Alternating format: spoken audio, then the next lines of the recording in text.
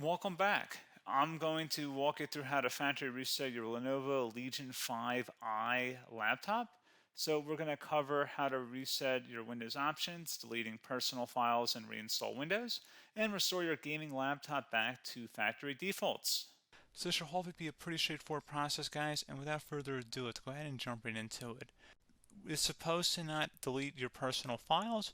I strongly suggest you create a backup of any important files or documents before you proceed, because even though it might say that it's going to save your personal files, there's no guarantees that it will, so just keep that in mind, and we're going to go ahead and jump right into it.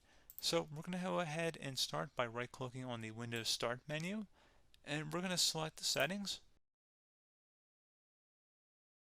You want to select System, and then on the right side, scroll down until you get to Recovery. Reset Advanced Startup Previous Version of Windows. Go ahead and open that up. So we're going to start by going underneath Recovery Options, reset this PC.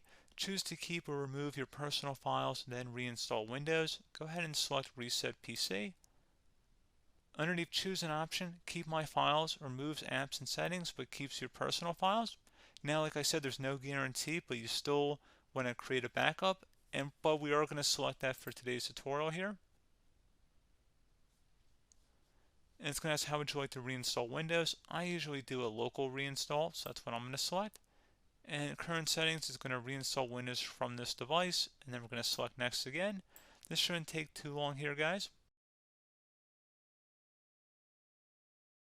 And resetting will change settings back to their default, keep personal files, reinstall Windows from this device, remove all apps and programs, and you can also view what apps will be removed.